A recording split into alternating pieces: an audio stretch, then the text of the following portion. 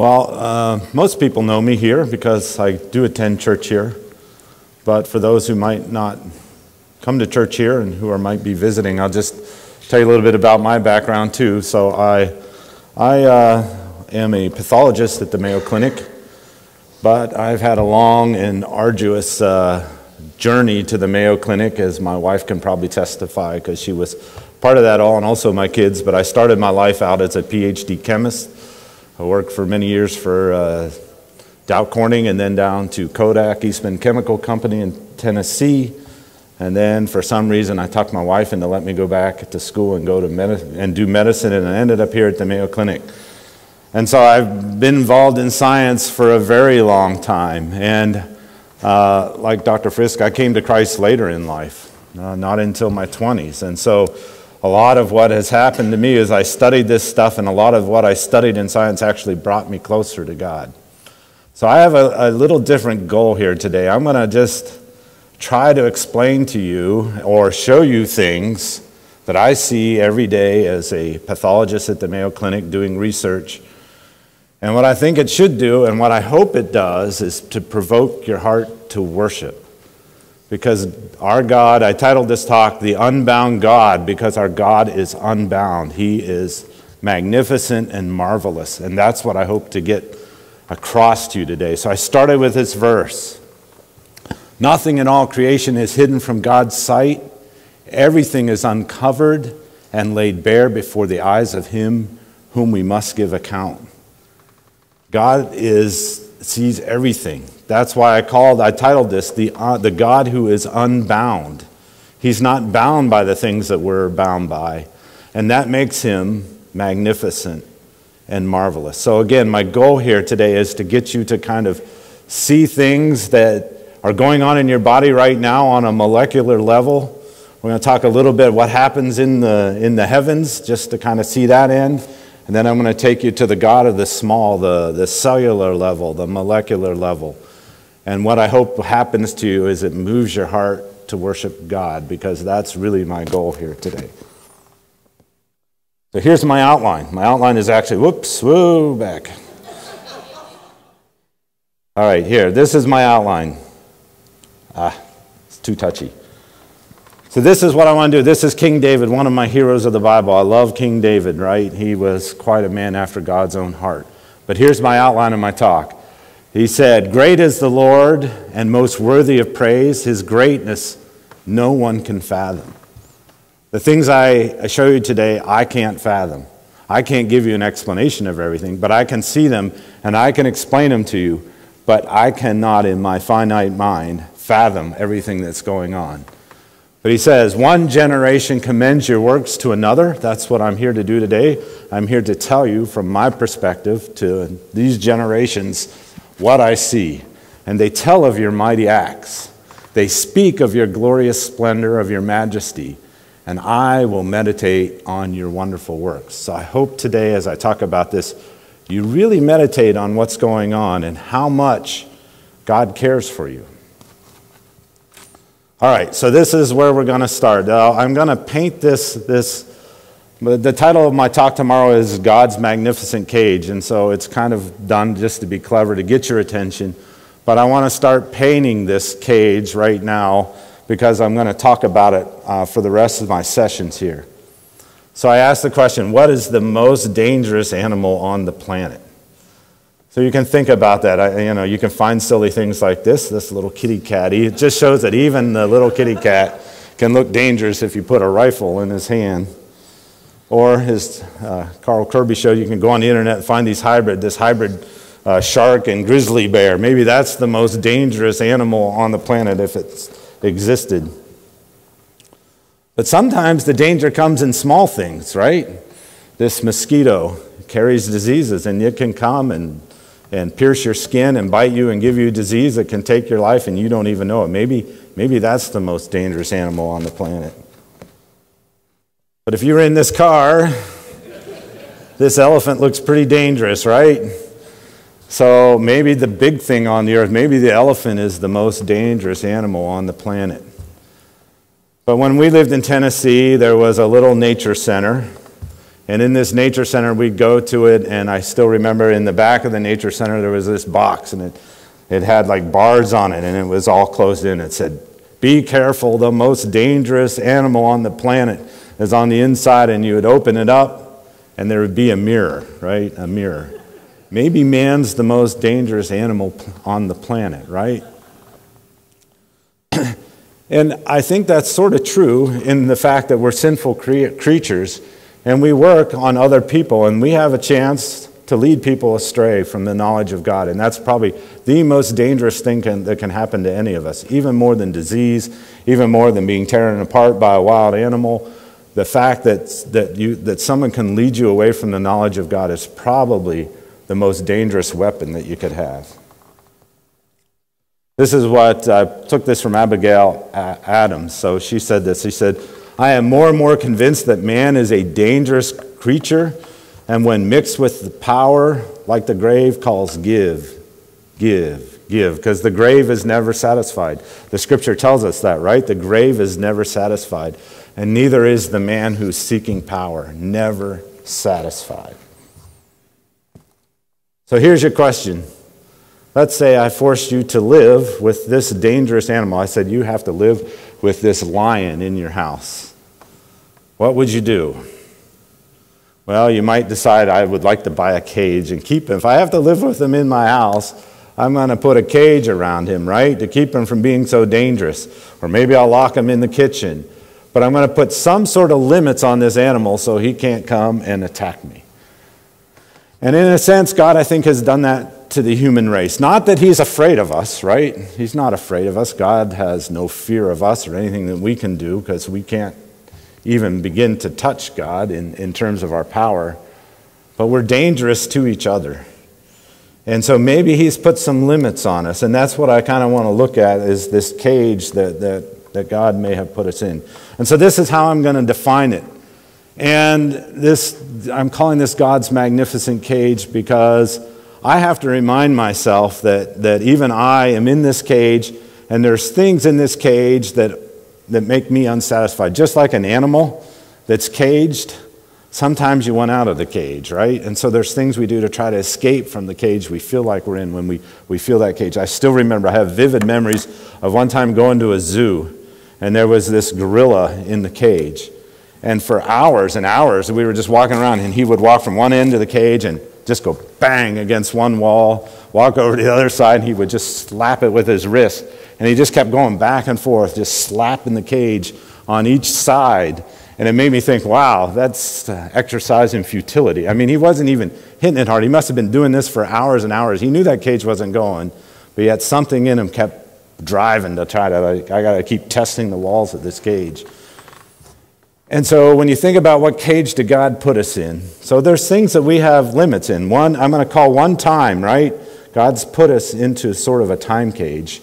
And we talked about this summer. I talked a little bit about the age of the earth and time. So we're going to explore that dimension of the cage.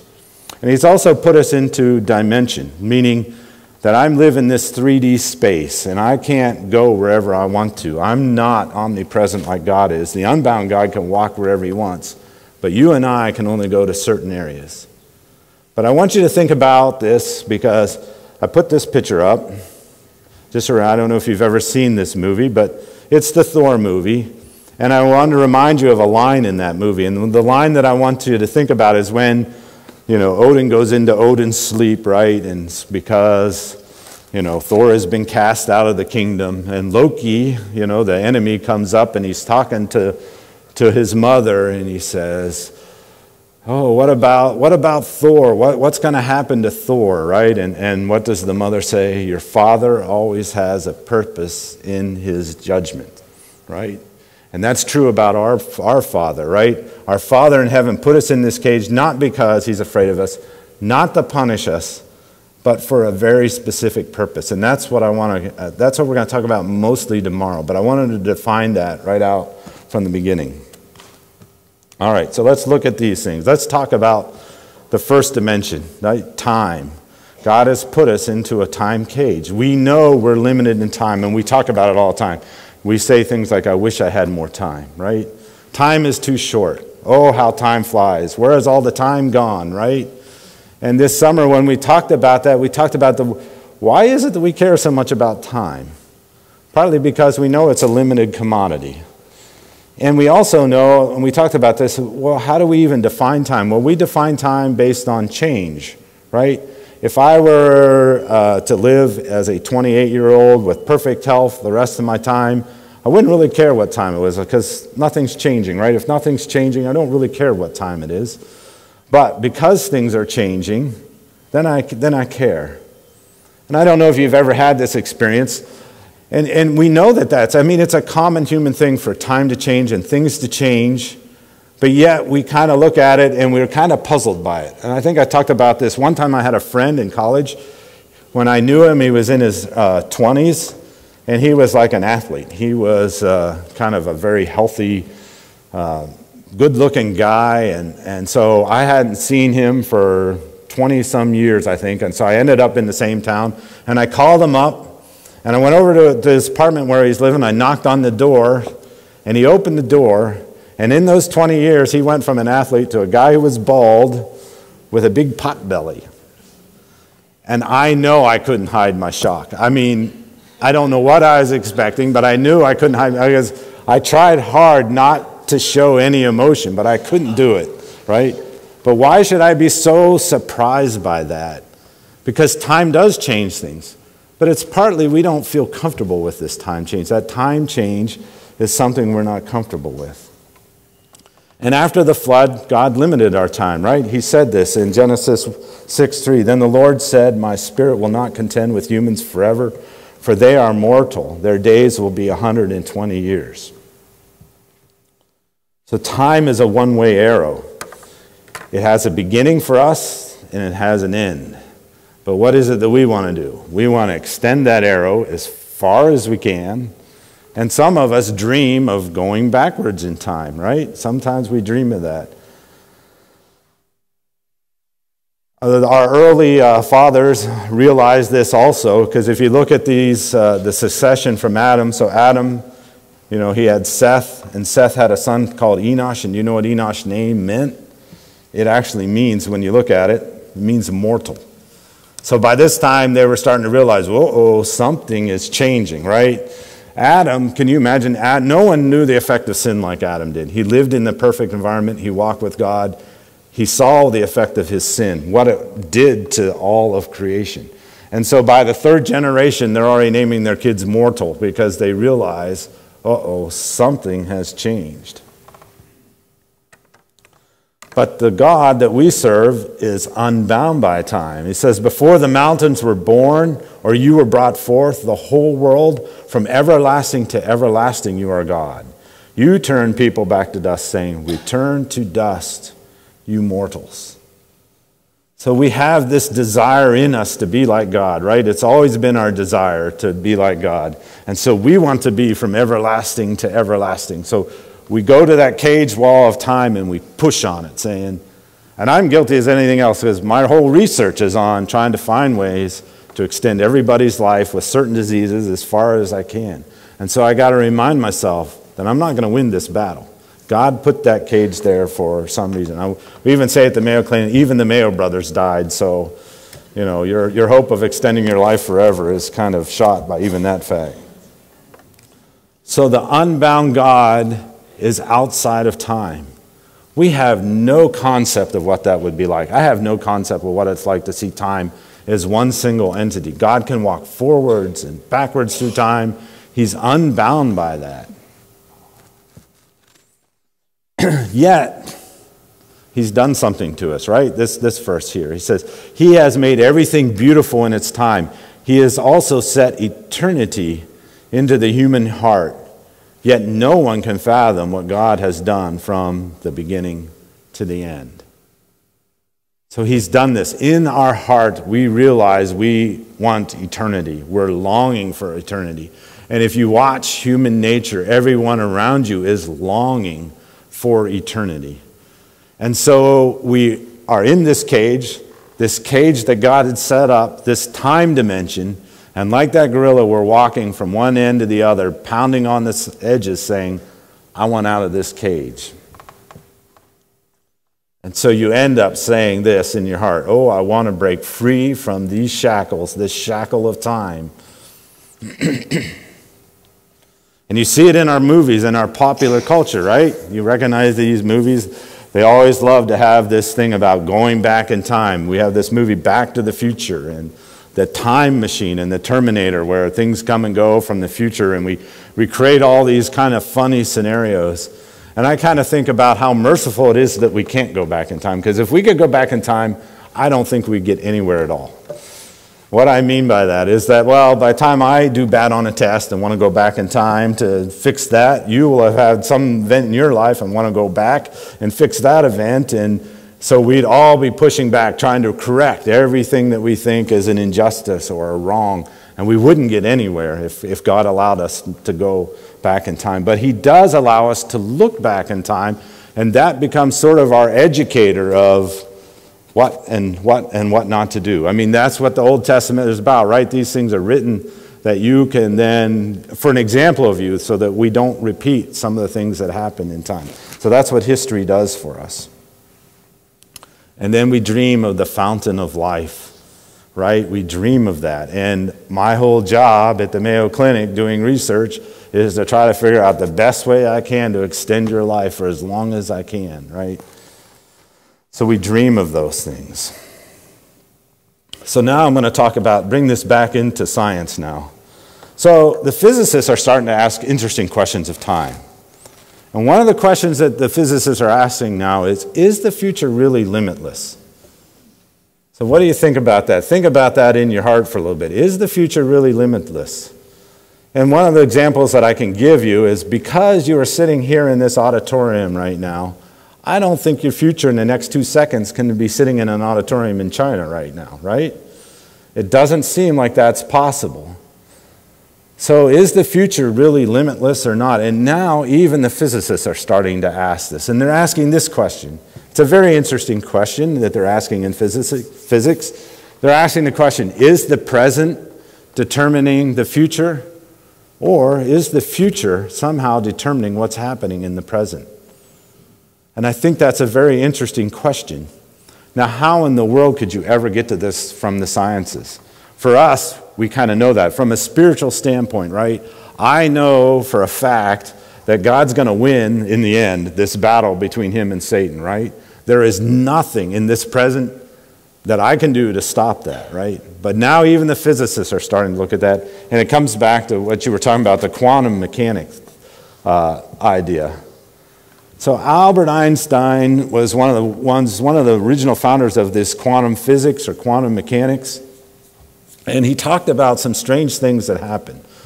So again, we can't go all the way into quantum physics, but basically the idea is that things in life live in certain discrete energy states. They have to jump from one state to another, and there's sometimes no in-between.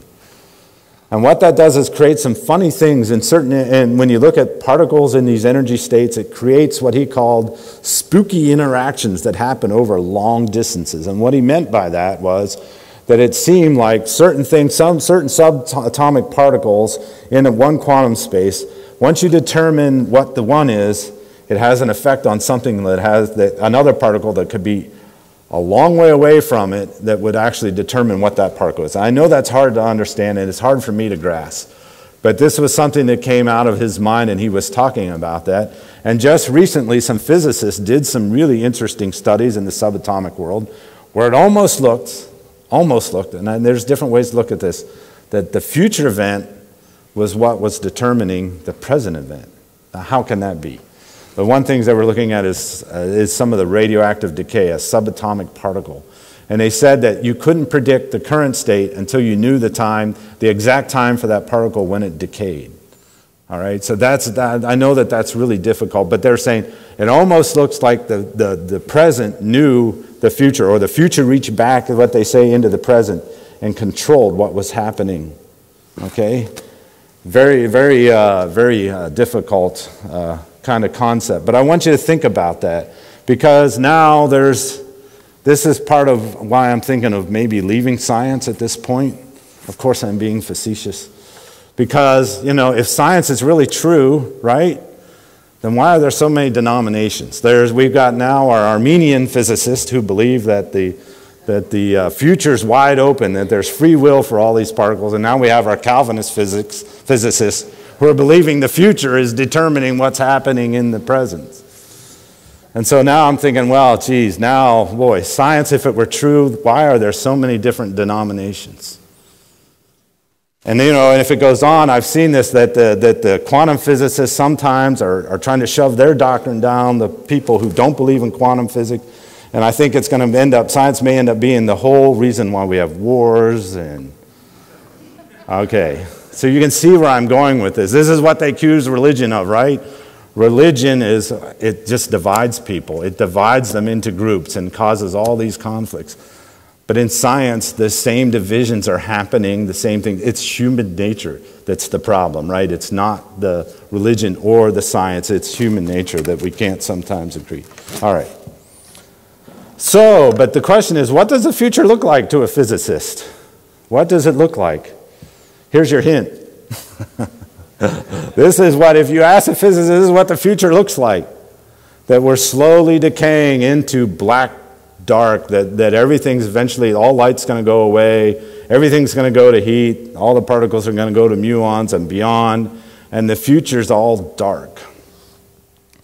And so there are some people, believe it or not, there are some people doing some really crazy experiments. There's a guy, I think it's at Vanderbilt, can't remember for sure, but he's actually got federal dollars, and what he's saying is he's going to try to prove that the future's controlling the present, right?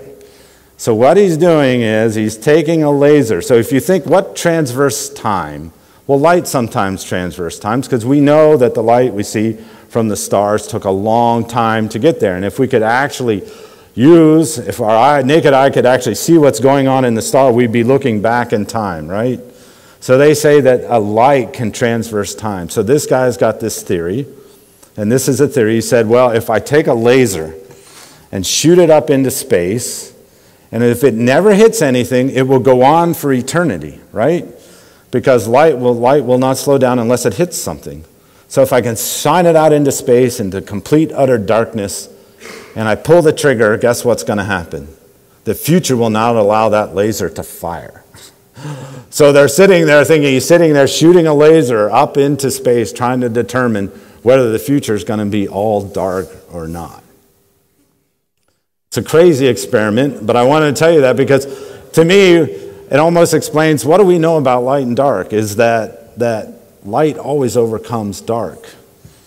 It says that in the scripture. The light shines in the darkness, and the darkness has not overcome it. Now, this is talking about spiritual things, but this is true in the physical world too, right? That light always overcomes dark. So maybe the future isn't dark. Maybe the future is full of light, which we know it will be. We just got done studying 1 John chapter 1, where it says, God is light, and in him there is no darkness at all. So the unbound God is infinite. We can't comprehend that. You know, when I was a kid, when I first learned about infinity, you kind of just like, it was the ultimate answer to everything, right? I love you 100 times, and then it goes on to I love you infinity times, and then the argument's over, right? I've just pulled the wild card down and stopped everything. But infinity, as we talked about earlier, it has no practical concept in the world of time. Because if there's infinity, there's no beginning, there's no end, there's no place for time to begin, there's no place for time to end. And in our world, we cannot comprehend that. It's totally a theoretical concept, but it has no practical purpose in this world. But in the God who's not bound by time, he is infinite. He is the only one that can truly be infinite. All right, so now let's talk about dimensions. And this is where we're going to go finally into the subcellular area. But God has also limited us in terms of what we can do within our physical presence. He asks Job this, right? Can you bind the chains of the Pleiades? Can you loosen Orion's belt? Talking about the constellation of stars. Can you do that? Can I reach up, grab the stars, hold them in my hand and pull them down? Can you bring forth the constellations in their seasons or lead out the bear with his cubs? Do you know the laws of the heavens? Can you set up dominion over the earth? And the answer is no. God has put us into these bodies that limit our length scale, right? There's there's certain things that I just cannot do. I cannot reach out. We will never reach out to the edge of the universe, even in a spaceship, no matter what. People dream about those kind of things. They just won't happen because God has limited us in that way. So let's think about the amazing facts of the universe. All right? And as you think about these, think about what this does to your heart. Think about, as I tell you these things, what does it make you feel, or what do you think about God when I start telling you these things? So as you look out into the sky, they say there's about 3,000 stars that are visible to your eye. And if you get a small telescope, you can maybe pull out 100,000 different stars. But we estimate that in the Milky Way, which is only part of the universe, there's more stars than we can, 100 billion stars out there. There is more empty space out there than we can even fathom in our minds. The moon, which we feel is pretty close, it's still 360,000 kilometers away from the Earth. And our nearest planet, depends on the cycles, can either be Venus or Mars, but it's 42 million kilometers away. Those are distances that are hard to understand. Our sun is 150 million miles or kilometers away, and the nearest star is about 40 billion kilometers away. The vastness of the universe. I don't know if you've ever seen Lou Gigliano do the talk about, the vastness of the universe. And when you sit and think about that for a while, when you meditate on that, and you see something like this, here's the whole entire universe, and you see this one little thing, and it's pointing here to this little planet you can't even see here, and you're living in a house on that planet on a small spot, you start to feel the power and the vastness of God in your life. You can't help. As we started this conference out, I heard the song that we were singing. I think it's the verse I picked here. When I consider your heavens, the work of your fingers, the moon, the stars, which you have set in place, what is man that you are mindful of him? Human beings that you take care of them. And so in that dimension, as we walk to that dimension, we walk to this side of the cage, and we peer out at the vastness of God, it brings your heart to say, woe is me. I am almost insignificant in terms of the power of God. So C.S. Lewis did this really great. The unbound God is dangerous. And what do I mean by that? He is so vast. He is so big. He is so capable of slaying all of us with one word that he's incredibly dangerous. But the beauty is that not only is he incredibly dangerous, but the unbound God is incredibly kind. And I stole this. If you watch the movie The Lion, the Witch, and the Wardrobe, the very last scene, there's Mr. Thomas standing there and Lucy, and they just had the big celebration at Cair Parvel, right? And they're all happy and everything's going, and Lucy looks off and she sees Aslan leaving. And she says, "Where's he going?" And Mr. Thomas says, "Well, you know he's a wild lion, don't you?" And she says, "Yes, I know, but he's kind." And that's the way I view that. I think that's what C.S. Lewis meant by picturing him as a wild lion. You can't tame him, but fortunately, God is the unbound God is very kind. Now, I can't help but to speak about this event. When we're talking about the great, wonderful works of God, nobody can forget. I hope nobody in this church forgets what happened here this summer on our youth event, right? For those of you who are not part of the church, we took a wilderness trip this summer. We went up to the Boundary Waters, and we were heading out on a nice journey with our boys. And we came to a spot at Basswood Falls here. This is the last picture before the event, right? We're standing there. We were portaging around these falls right here. And so there are the guys. There's one last picture we took, and then we decided that the guys could take off below these falls, head down to the end, and what happened in between was one of the canoes tipped over, right? And it went in, and poor Asher got trapped. His foot got encased in an aluminum canoe. And we spent the next 6 hours measuring our strength against the strength of that current. And guess what? We were undone by the strength of that current. This is just a small part of God's creation. But I'm telling you, we worked for 6 hours trying to get that canoe out of the water. It was so wrapped in that canoe was so wrapped around that rock that we could not move it. Yeah, the boys here know. So there I was, and the adults, we're all working in our strength, and the boys are over there praying. So in the retrospect, you guys did the more useful thing. We were working in the flesh. You guys were working in the spirit. But I distinctly remember coming to the conclusion at one point that we were outclassed. I realized that there was not a tree big enough. There was not a rope strong enough that we had. Nothing was going to pull that canoe out of the water. We were undone. In our own strength, we couldn't do it. But yet the kindness of God. Let me show you this. This to me shows you the power of, whoops, did we lose the... Let me get the connection back up, sorry. All right, there we go.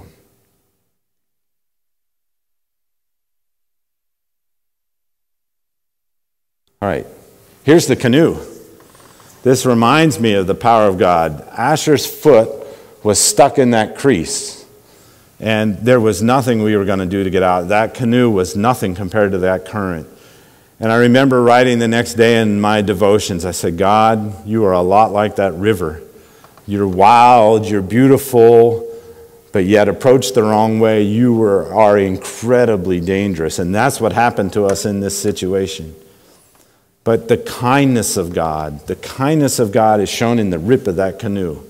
Because when it came down to it in the end, when we were pulling and pulling and pulling, and God sent us help eventually, we pulled that canoe out, and it wasn't because we're thankful for the workers, but it wasn't because we had a great plan. I can tell you that. It was quite disorganized. And as we pulled that canoe out, I can remember the canoe coming up, Asher going with the canoe going into the water, and I had no idea what the fate was going to be.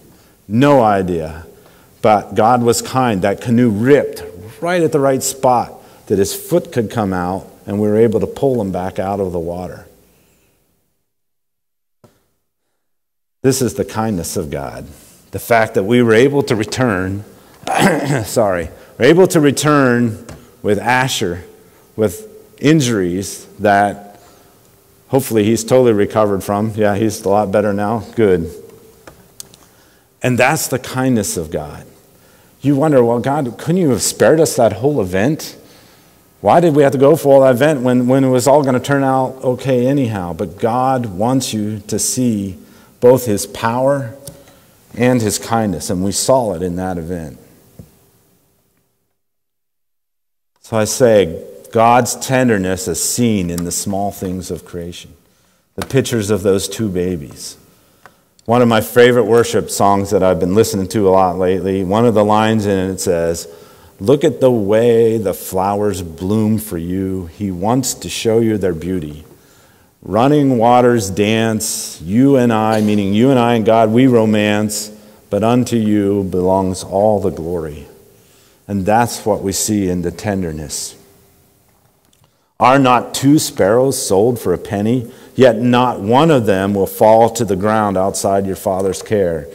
And even the very hairs of your head are numbered. So don't be afraid. You are worth more than many sparrows. As we move into the smallness of God, one of the pictures I tried to download was the genie from Aladdin. I love that line in that movie where the genie says, "All that cosmic power," and then he shrinks back into the bottle and says, "in an itty-bitty living space." I think God, I have no proof of this, I think God is equally infinite on the small as he is on the large. Every time we get a big hammer, we find new particles. That's what it seems to be. And so we're going to dwell into where kind of I live in a day-to-day world. And we're going to talk about DNA. So DNA is a remarkable molecule. Here are some facts about it. It's in every cell of our body except for red cells, which don't have nucleuses, apparently only in humans. I didn't realize that. Each cell has about 6 yards of DNA. So if I took this DNA out of you, out of one of your cells, stretched it out, it would stretch out to about 6 yards. Yet it's all compact and put into the center of the cell. In us, in humans, there's close to 100 trillion cells. Each one of these cells has this exact same copy of this molecule in it that really is the information code that's telling a lot of things to go on in your body. And if I unraveled all your DNA and laid it out end to end, people have estimated that said it would stretch to the earth, to the sun, 600 times. That much code in your body, just in every cell. And so if I took 25,000 strands of the DNA and put them side by side, they'd be the size of a single human hair. And yet this is the molecule that's helping you and helping me live and control the physical nature of my body. This is how it's packed, okay? So let's look at this. Let's see if I can bring up a marker here. Whoops. Nope, I guess I can't. All right, so we'll move back. So you can see on the far left, this is what it looks like. So it's two molecules spun together in what they call a double helix. So each one of those is a copy of the code. They're complementary codes. And then what happens is that those strands, then you see those little things called, I wish I had a pointer here. Maybe I do on this one. Is there a laser on this one? Yeah. Okay, here we go. These histones. So there's little balls that are made of protein and RNA, and they wrap around the DNA to kind of wrap it up into a spiral, sort of like a ball of yarn. And then those get wrapped up into another spiral, and eventually they get put into what we call these chromosomes. And there's 46 human chromosomes, 23 pairs. And the remarkable thing is that each time your cell divides, this whole structure needs to be replicated. Okay? It's amazing. Amazing that something that big, that long, that complicated, you can unravel it, duplicate it, pull it apart, and separate it perfectly to put into every cell. We just had a work day. I was talking to Pastor. We had a work day, and we were working out here, and I picked up a drag cord. And I say, every time I pick up a drag cord and spend an hour unraveling it, I am totally amazed by DNA. If you've ever sat there like, how can there be another knot? This isn't even that long. Because if DNA were the size of a piece of yarn, it'd be a mile long. If it knotted up, you would be there forever trying to pull it apart, right? But yet this DNA in our body is being replicated. Right now as we speak, your DNA is being replicated. You're not even aware of it. And it's being replicated and pulled apart from cell to cell. Amazing. So what's in this DNA?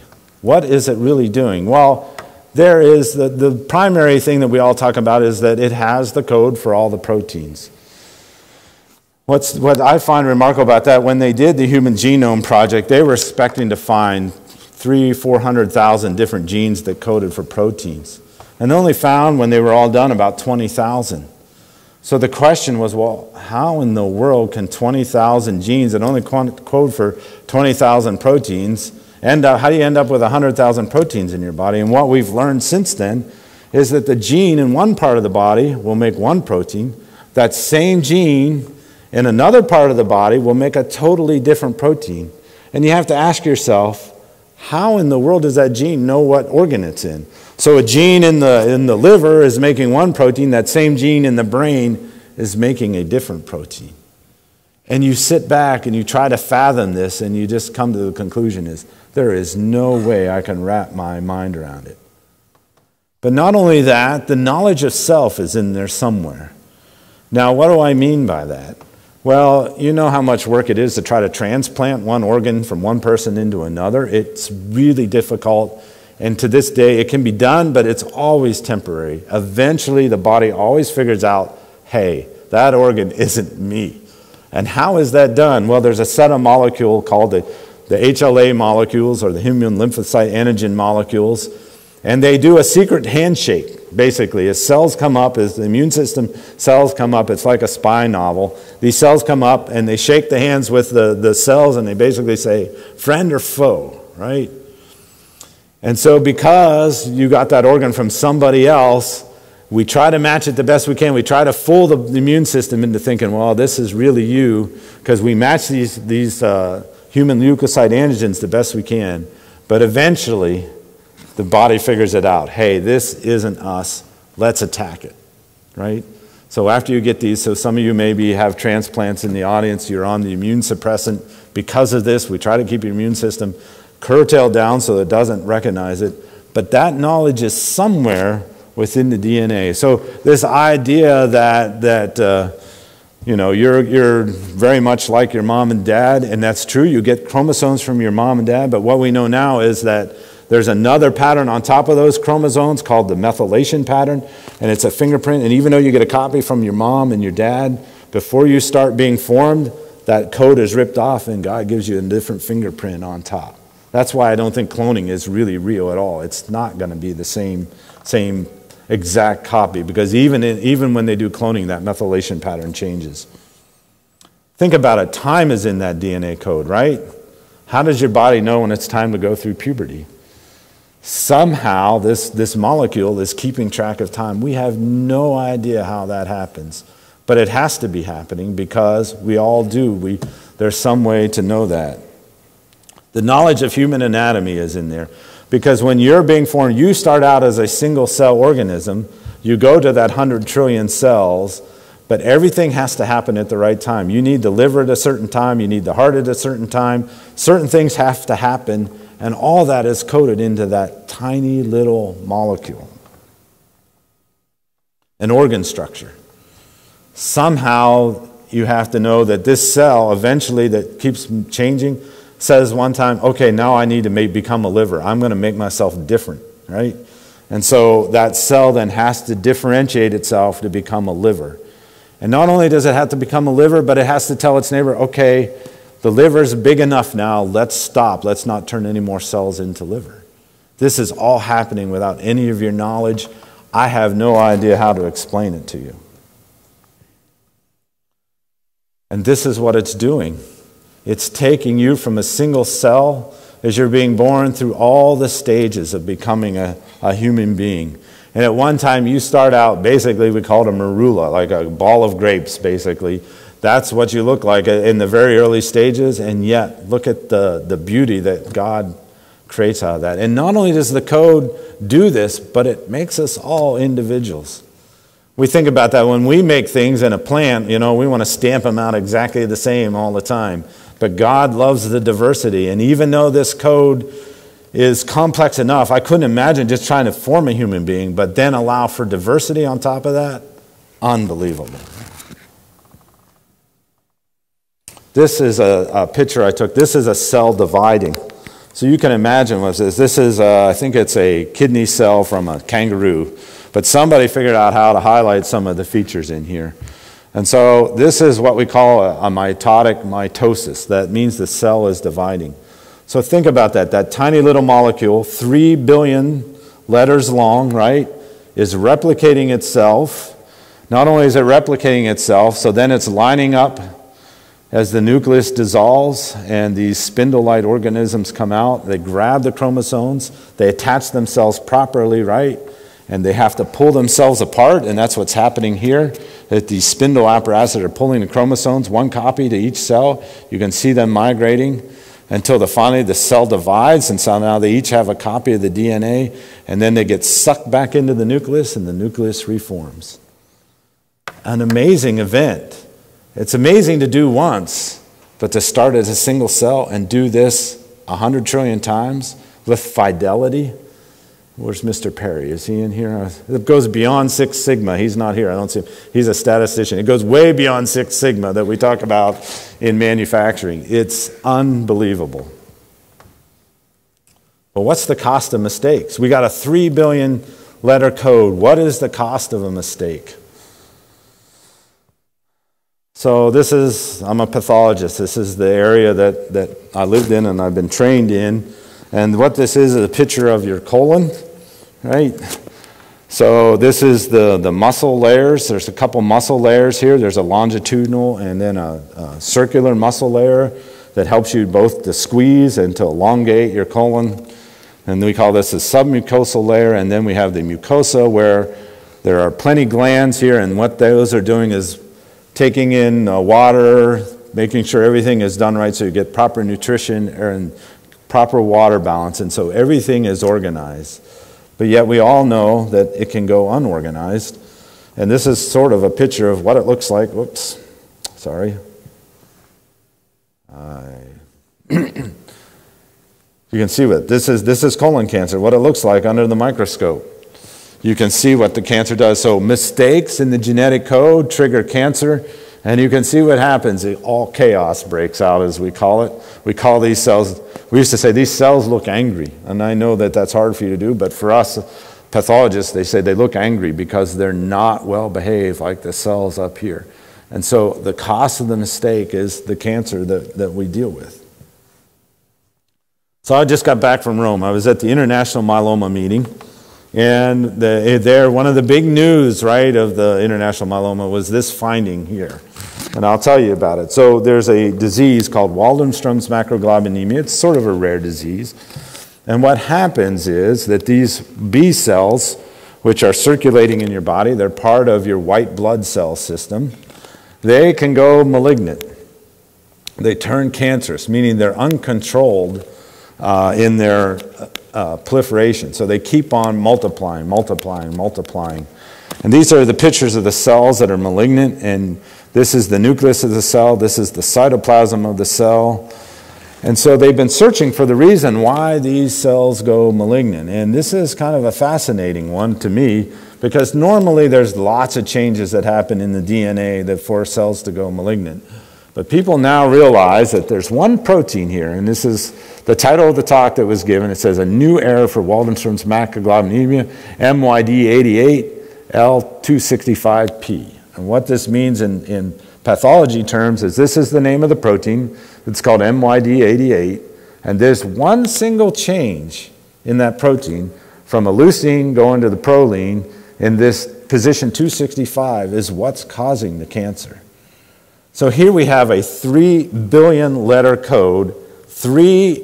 Basically, 3 letters get mixed up, and you have cancer.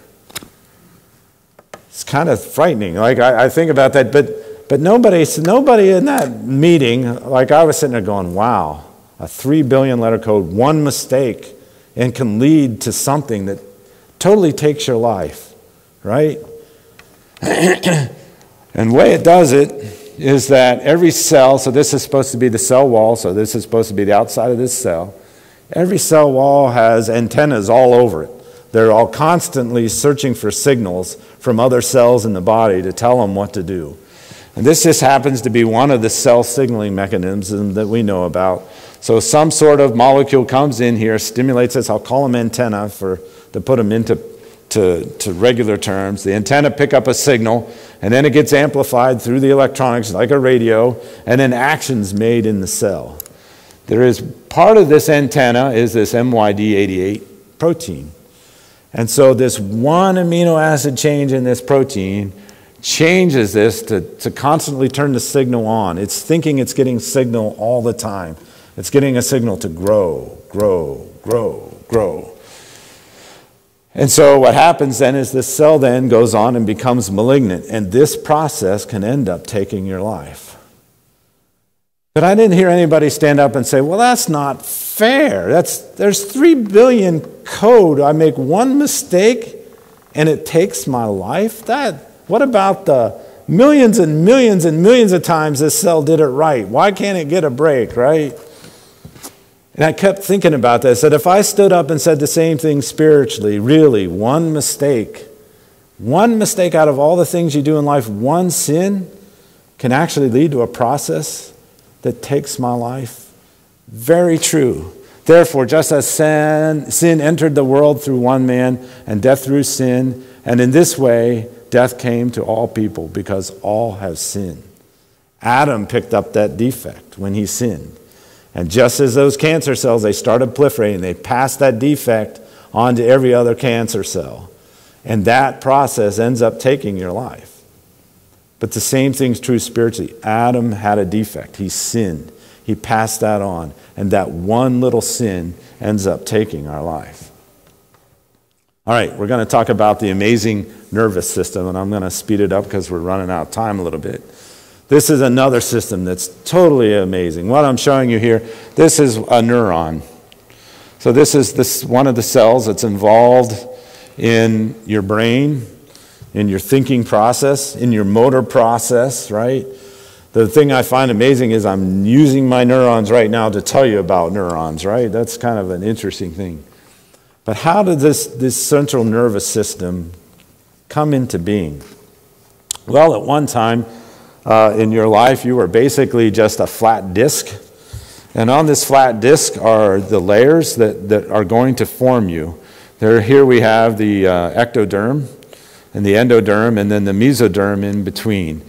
And it's somewhere along the line, those cells that all started out the same, some of them decide, okay, we're going to become the nervous system. And so we call this thing the neural plate.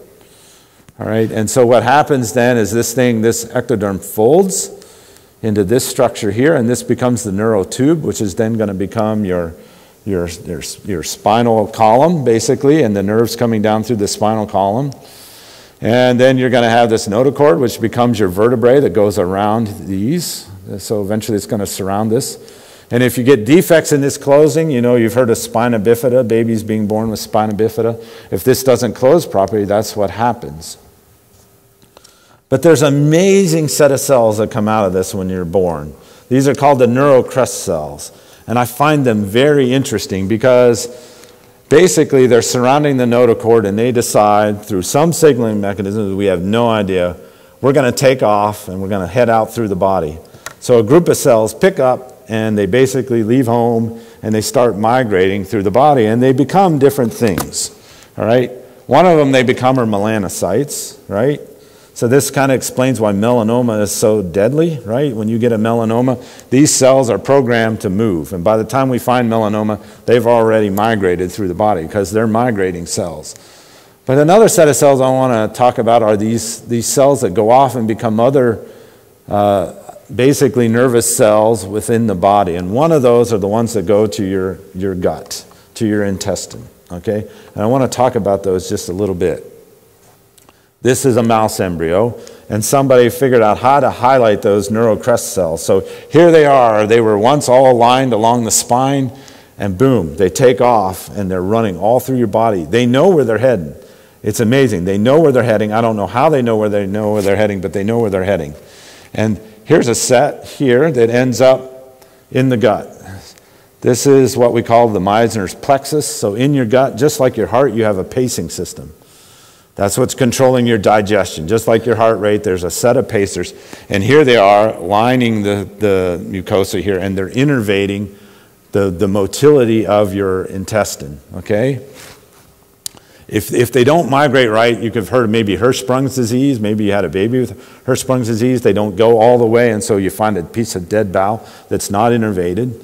But these neural crest cells then started one time right next to the spinal column, and they migrated to the gut. Okay? But then what has to happen is they have to get innervated. And this floored me when I saw this and I learned this. So then what happens is after these cells take off, one of the neurons in your brain says, okay, I'm supposed to take care of the gut. And this sends out an arm, an axon. So this arm comes out of the central nervous system and can trace where that neural cell went. So it's following its neural crest bunch. And it's migrating through the body until it gets close to the gut, and then boom, innervates the gut. I find that just amazing that can happen.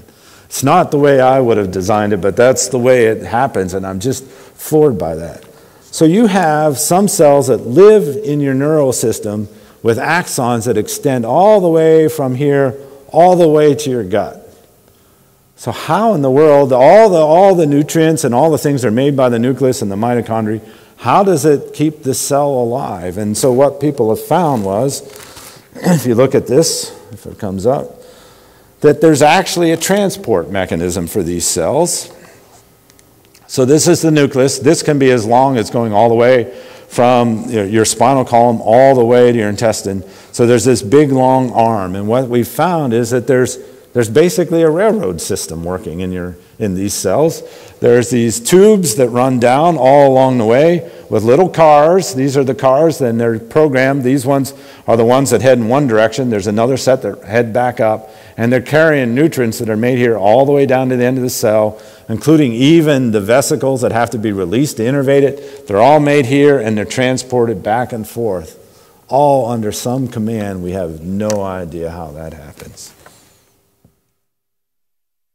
One more, and then we'll move on. The Purkinje cell. This is another one I find really fascinating. This is a picture of the cerebellum. So your cerebellum's in the back of your brain, and it's the organ responsible for balance. Okay? So it has a very complex job. It's got to be reading all the signals from your muscles, from the balance organs in your ear. Your sight is giving some stimulation into your balance. So there's many things that go into balance, right? And so these Purkinje cells are the integrator of all these signals. And when you look at them, they lie here between what we call the granular layer and the cerebellar layer. And if you could look at them, you can't quite see it here, but if you can highlight them, they have these very, very complex tree-like structures coming out of them. And what they're doing is they're sitting there sensing signals from all the other cells around. The idea of neural networks sort of comes from this kind of thing. And they're making very complex decisions for your balance based on all these signals. And to us, it just looks like a random kind of thing, but it's not random. It's well programmed in order to control your balance. But the amazing thing, even more amazing thing to me, is that I can go in, and I won't because I'm not a surgeon, but a surgeon can go in and take out half your cerebellum, and you will not be able to walk for a while. But with training, these cells can relearn how to control balance, even though half of them are gone. What kind of man-made machine can you do that to? Take out half of the machine and have it still work. Just amazing. So when you look at this, and the Bible tells you, cast all your cares on him because he cares for you. He cares for you. He made this system. You don't even have to think about it. It's slaving away for you right now. You know, those cells, I always think about the cells, the analogy of the body. If those cells were to rebel, what would happen, right? But they don't. If the cell said, well, I got the signal, but I'm not moving now, we'd all be in trouble, right? But we as humans, we kind of act that way. But cast your cares on him because he cares for you. So tomorrow we're going to finish this cage. So what I hope you saw today is that in this cage, in the small, the dimension of small, you kind of saw what I would say God's loving care for you. And in the big, what did we see? We saw God's power, right? God's power we saw in the big. Yet, there's this time thing. In the future, our heart longs for eternity. And in the past, we see life lessons, right? But there's a greater revelation in the center of the box. And tomorrow we're going to focus on the center of the box. And on the future, in the big, we saw God's power. In the small, we saw his loving kindness. But if that had been enough to bring us to repentance, there would have been enough to be said. But there's a greater revelation in the center of the box. What's the center of the box? It's the present and the human length scale. And tomorrow we're going to talk about that greater revelation. So if you don't know what I'm talking about, a lot of you go, I know where he's going with that greater revelation. But if you don't know, come back and listen, because it is probably the more important message. And if that doesn't bring you back, the subtitle of tomorrow's the message I'm going to give is, you can't hunt elephants with a BB gun. All right? So if that doesn't entice you to come back, I don't know what will. So, all right, let's pray. Well, Father, we're just thankful to come before your presence, and Father, to worship you, because you are indeed worthy of all worship that we can give to you. I thank you for the messages that I heard today, Father, that what a great friend you are. You don't lie to us. Although the world may lie, you don't lie. And what a great friend you are, and what a kind and powerful God you are. And Father, we desire to give you glory. In Jesus' name, amen.